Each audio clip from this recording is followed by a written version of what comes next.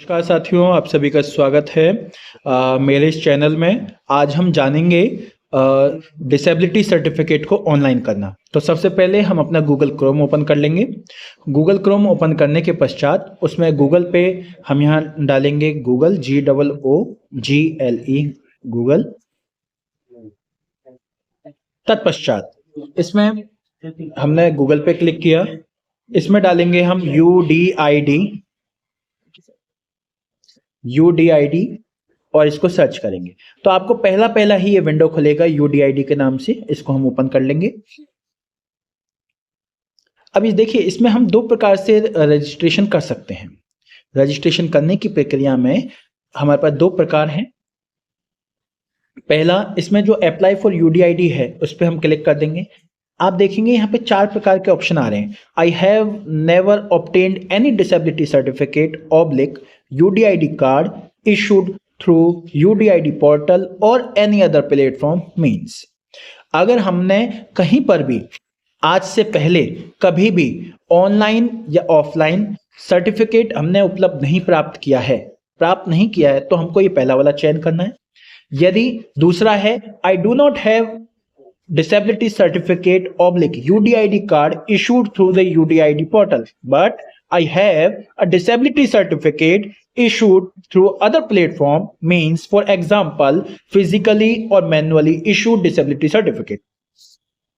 हमारे पास ऐसे बहुत सारे बच्चे हैं जिनके मैनुअल रूप से सर्टिफिकेट है। यानी कि अगर मैं ये कहूँ कि जब पहले आज से 1 साल पहले, 2 साल पहले, 3 साल पहले जब कैंप लगते थे, मेडिकल कैंप, उसमें बच्चों को एक सर्टिफिकेट इशू किया जाता था जिसमें डॉक्टर मोहर लगाता था और एप्लीकेशन नंबर लिखकर फिर आपको दे दिया जाता था।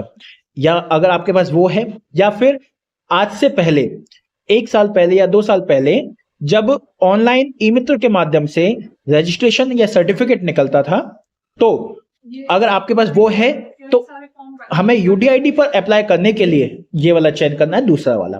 अभी हम चयन कर रहे हैं पहला वाला क्योंकि हमारे पास वो नहीं है, तो हम फर्स्ट वाले को चयन कर रहे हैं। Then submit. इसके बाद में हम एप्लीकेशन नेम लिखेंगे। तो अभी मेरे पास एक बच्चा है, तो अभी उस बच्चे की हम डिटेल यहाँ पे डाल रहे हैं। HUSAIN Husain AHMAD Ahmad. Again इसके बाद में एप्लीकेशन फादर नेम में आ जाएगा जुबैर। माता का नाम आ जाएगा आपका ये सलमा। डेट ऑफ बर्थ आ जाएगी, डेट ऑफ बर्थ 19 सितंबर 2007। 19 सितंबर 2007। मेल आईडी कंपलसरी नहीं है। अगर मेल आईडी है तो अच्छी बात है, नहीं है तो कोई इशू नहीं है। लेकिन मदर नेम इसमें जरूरी नहीं है। अगर मदर नेम पता है तो अच्छी बात है, नहीं है तो कोई बात नहीं। मोबाइल नंबर इसमें हमको डालना है तो हम इसमें मोबाइल नंबर इसमें डाल देंगे। जो भी आपका मोबाइल नंबर वो आप डाल दीजिएगा। इसके बाद में कैटेगरी आएगी। आप जो जनरल है, OBC, SC ST जो भी हैं वो, तो अभी जैसे ये हुसैन अहमद है तो ये OBC में आते हैं, तो OBC हमने चयन किया। Gender male. ब्लड ग्रुप की आवश्यकता नहीं है क्योंकि ब्लड ग्रुप पे स्टार नहीं लगा हुआ है। हम ये ध्यान देंगे कि यदि हमारे पास ब्लड ग्रुप अब उपलब्ध नहीं है, यानी कि जिस कॉलम पे स्टार लग रहा है उसी को हमें भरना है।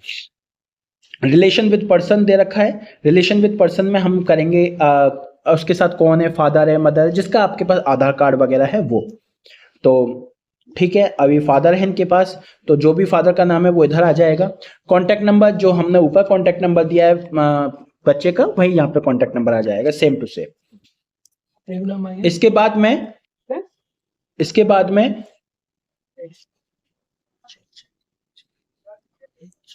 इसके बाद में हमें फोटो और सिग्नेचर अपलोड करने हैं।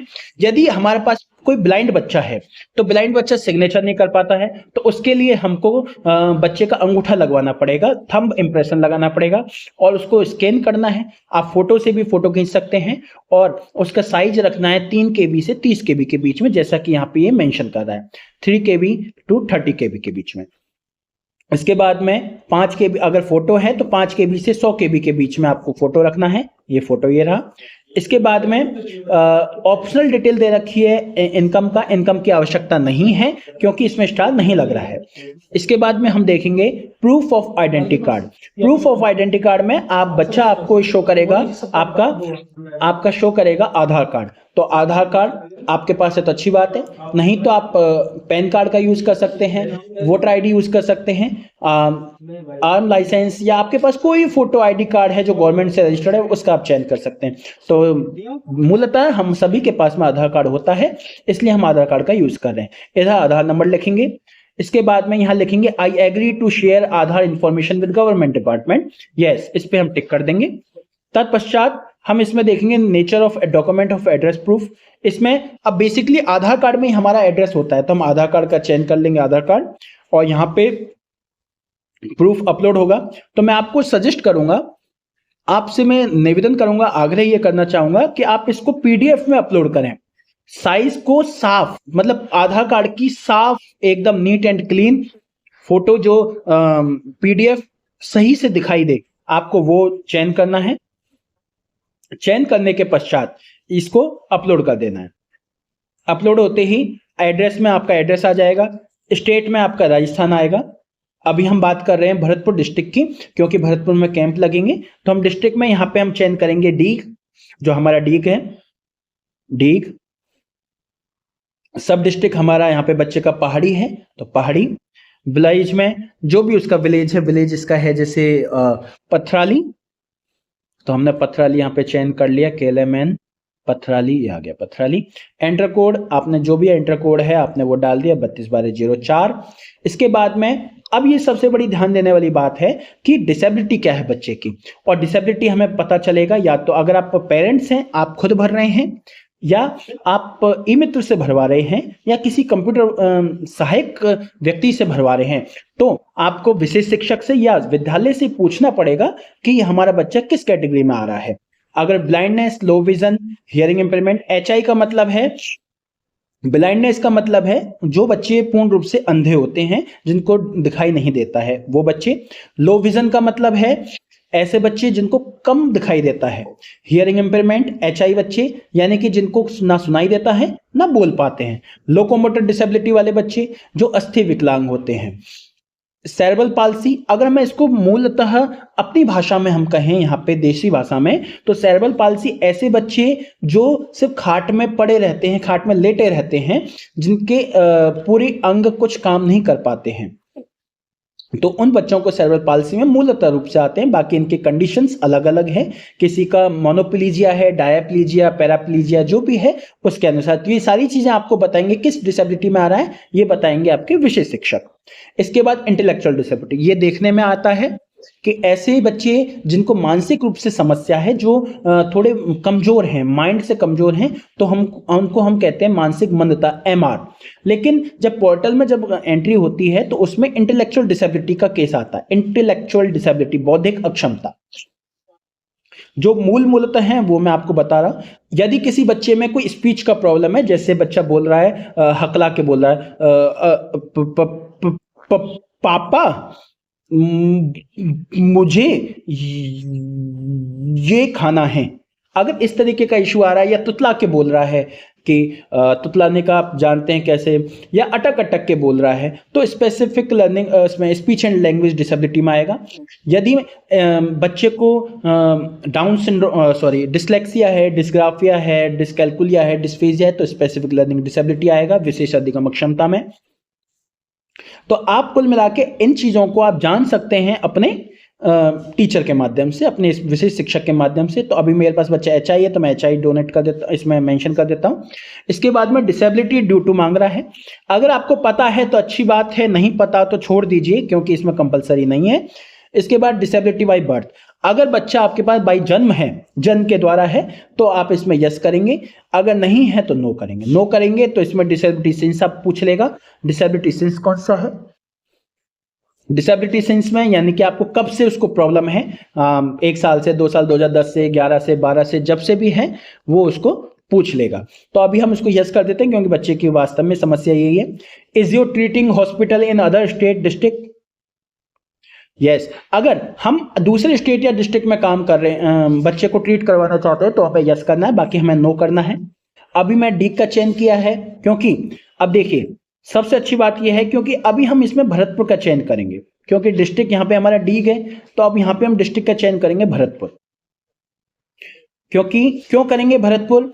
क्योंकि हॉस्पिटल नेम इसमें आरबीएम नहीं आएगा गोपालगढ़, क्योंकि इसमें केवल डीग जिले के अंतर्गत जो भी आ रहे हैं सीएचसी, अवार है, भैज है, डीग है, गोपालगढ़, गुलपाड़ा, जनुथर, जुलेरा, कामा, कुम्हेर, पहाड़ी, पूंछरी, रारहा, सीकरी, सिंसनी, फिर सीएचसी जनुथर, कम्युनिटी हेल्थ सेंटर, तो कुल मिला के हमारे पास ये सारे के सारे डीग जिले के आ रहे हैं। लेकिन अगर हमें भरतपुर जिले, क्योंकि हमारा कैंप भरतपुर में लग रहा है, तो हमें डिस्ट्रिक्ट का चयन करना है भरतपुर।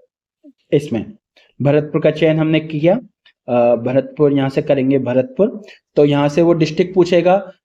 अब इसमें कंपलसरी मांगेगा डिस्ट्रिक्ट को, तो आप डिस्ट्रिक्ट में इसमें जो भी आपका डिस्ट्रिक्ट है वो आप चयन कर देंगे। लेकिन हमें ये ध्यान रखना है क्योंकि ये चयन नहीं होगा तो हमें डिस्ट्रिक्ट इसमें डीग ही रखना है। ध्यान रखें डीग हमने कर दिया, ये पहाड़ी वही आ जाएगा सेम टू सेम 321204 हमने दोबारा कर ही दिया है। ऐसी कंडीशन में क्योंकि आपके पास वो दूसरी डिस्ट्रिक्ट हो जाएगी, है ना। मान के चलिए कि हमने किया हॉस्पिटल नेम, हमने डीग चयन किया था, तो डीग के अंतर्गत जितने सीएचसी आ रहे हैं वो आ जाएंगे, लेकिन भरतपुर का नाम नहीं आ रहा तो उसमें हम यस करेंगे। हम दूसरे हॉस्पिटल में दिखाना चाहते हैं, कहाँ पे? पहले राजस्थान का चयन कर लें, राजस्थान, हॉस्पिटल ट्रीटिंग डिस्ट्रिक्ट में भरतपुर का, और हॉस्पिटल नेम क्या आ जाएगा हमारा? अब देखते हैं, हम देख रहे हैं हॉस्पिटल, देखिए हॉस्पिटल कौन सा है अपना,